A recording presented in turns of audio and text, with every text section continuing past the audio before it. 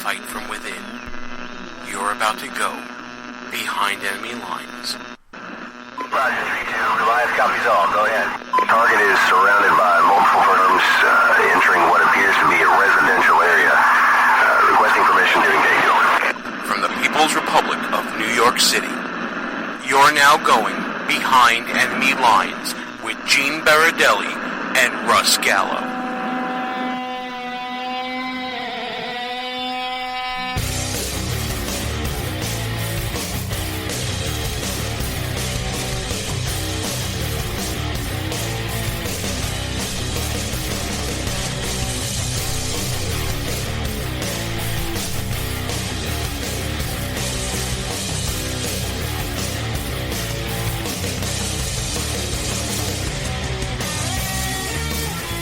And you are now behind enemy lines. Hey there, how you doing, America? Gene Baradelli here with you the week after Memorial Day 2016. Hope you all had a very festive, long weekend. But also, we're hoping that you remembered what this weekend was really all about, and that is remembering the sacrifice of those who enable us to enjoy those weekends, who enable us to go on with our lives in the normal course of everyday life.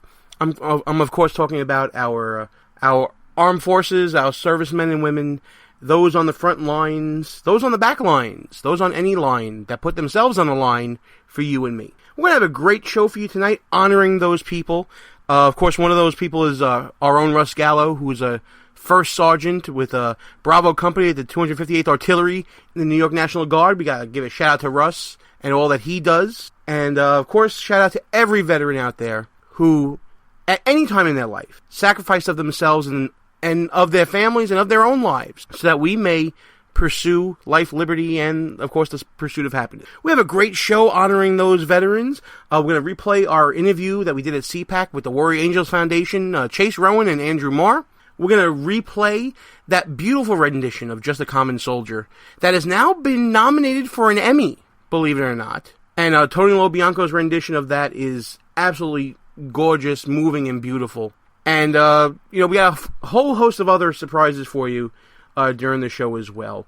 I'm just going to start off with just a little bit of a rant. I'm going to go Russ Gallo on you guys a little bit, because I come from a family of servicemen, and I was lucky enough, because they served, that I didn't really have to. I was living in a time of peace when I was coming up of age, and by the time war started breaking out around the world, and this age of terrorism that we live in now, I was already past the age to serve. I don't regret not serving, only because I felt that I really don't have what it takes. Let's be perfectly honest. My forte is the legal arena.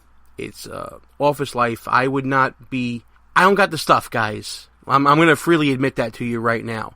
A lot of people will make excuses about, I could have done this and I could have done that. No, I couldn't have. I can't do what Russ does. I can't do what others of my friends do, and that's serve and give them themselves the way that they do. And I'm in awe of that kind of service. But what do we do on a weekend when we should be remembering those sacrifices, that commitment? We talk about a gorilla in a zoo. We talk about whether or not that gorilla should have been killed. We don't talk about the 55 people that got killed in Chicago. We'll talk about the latest fashion.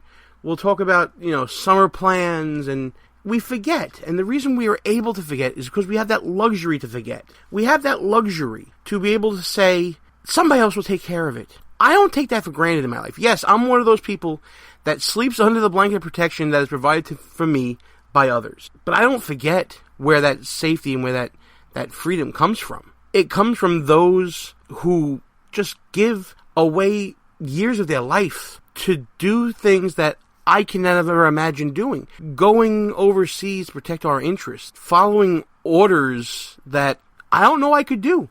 I'm being perfectly honest here, folks. There's no filter here whatsoever. I can't do that service. I think it takes a special person to be able to do that. People like to think that we, press gang the poor into going into the military because they are out of options and it gives them the opportunity to get somewhere in life. But no, there's got to be something in you There's got to be something in you, some little bit of idealism, whether you know it or not. There's that idealism and that commitment to go out and say, I'm going to stand on that line for you. I don't know if it comes from the training of becoming a service member. I don't know if it comes from inside you to begin with. But it's there in all those men and women.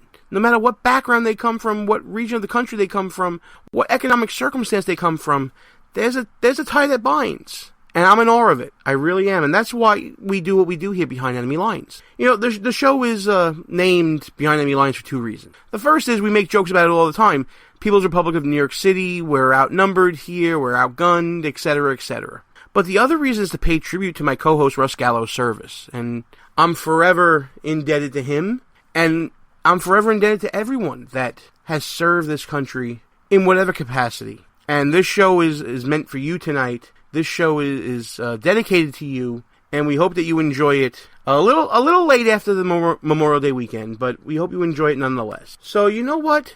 We're going to get started with it. First thing we're going to do is we're going to start with some words from a real Commander-in-Chief, and then we'll get into interviews and some music and some great moving stuff, folks, as we pay tribute to all those who gave some and those who also gave all. Our veterans, our servicemen and women in the armed forces, God bless you all. We hope you enjoy a little something that we can do for you here behind enemy lines.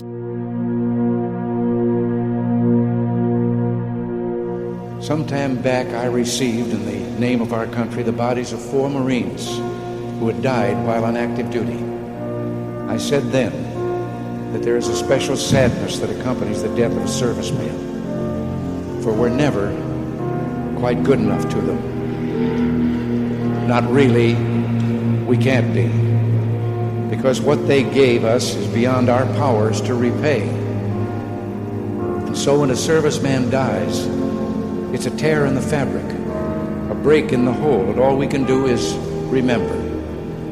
It is, in a way, an odd thing to honor those who died in defense of our country, in defense of us, in wars far away. The imagination plays a trick. We see these soldiers in our mind as old and wise. We see them as something like the founding fathers, grave and gray-haired. But most of them were boys when they died, and they gave up 2 lives, the one they were living and the one they would have lived. When they died, they gave up their chance to be husbands and fathers and grandfathers. They gave up their chance to be revered old men. They gave up everything for our country, for us. We owe them a debt we can never repay. All we can do is remember them and what they did and why they had to be brave for us.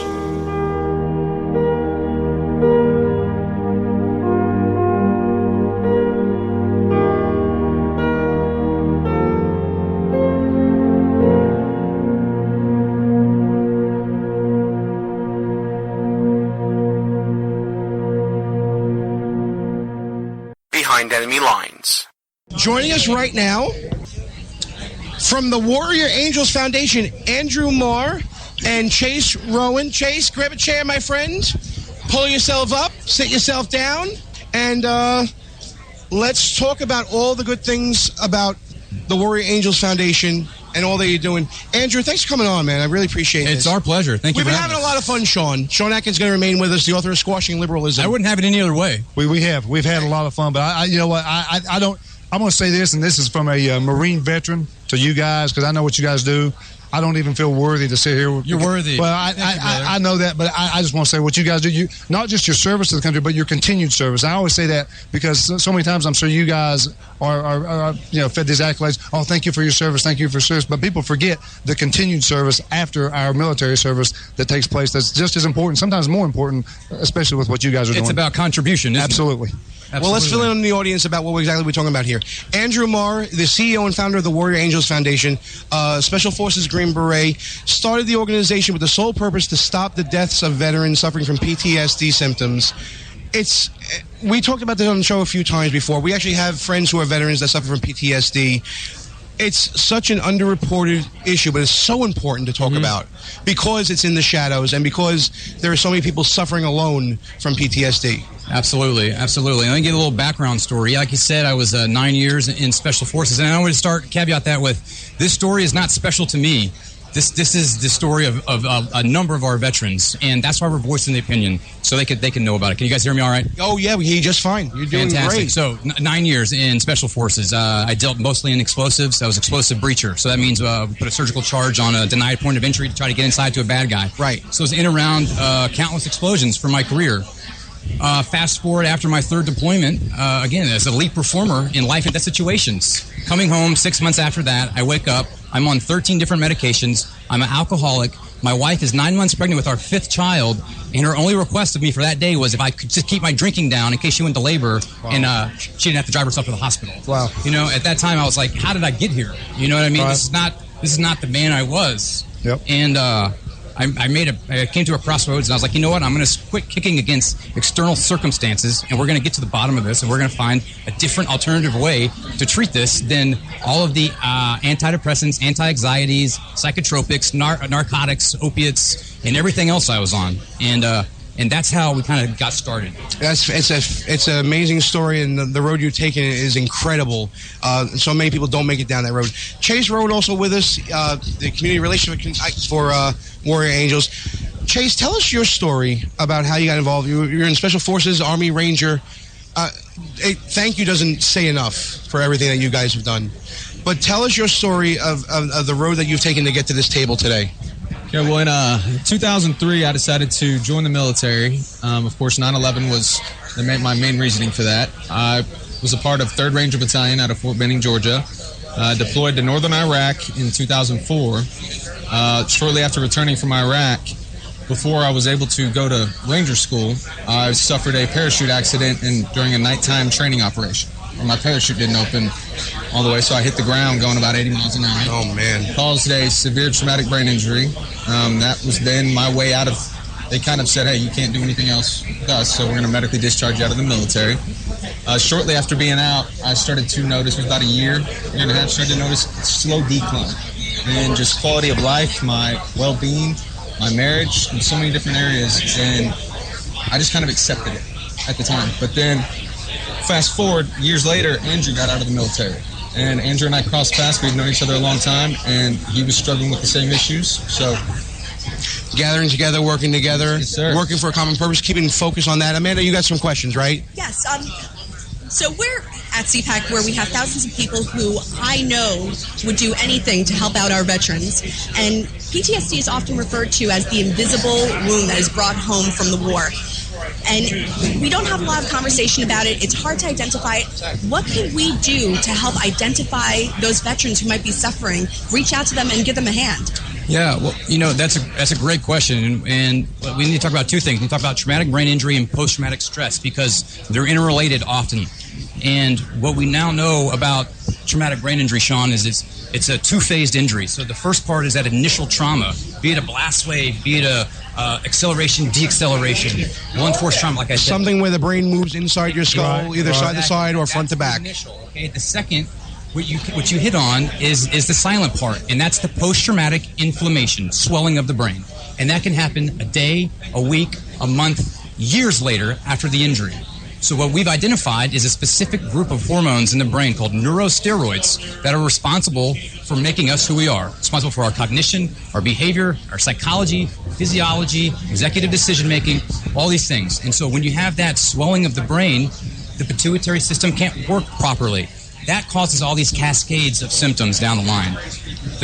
The current mechanism is to treat it with medication and psychotherapy, which doesn't work. And when it's so clinically put out as you did, it sounds like it's obvious, but the symptoms, people can be asymptomatic of TBI and PTSD. Right. So much time, and inside the tissue is deteriorating, and things are happening internally that nobody sees. Let me say something about that, because I'm dealing with this right now on a family level. Yeah. My dad's a Marine Corps veteran from Vietnam era, and he's told me stuff in the last 12 months that he's never told me in my whole life. I'm 45 years old. Yeah. And that's something, he's thank God, he's seeking treatment right now. He's getting some help from the VA. I'm going to ask you this, just brother to brother. What else can he do other than VA treatment and seeing a psychologist, talking about stuff like that? I know we talked about a lot of drugs and stuff like that. This is what we're offering, Sean. Right. We're offering an alternative that treats the underlying condition. Okay. We need to find out what his underlying condition is. And how do you do that? You do it with an objective blood test. How easy is that? Look for sounds simple, yeah.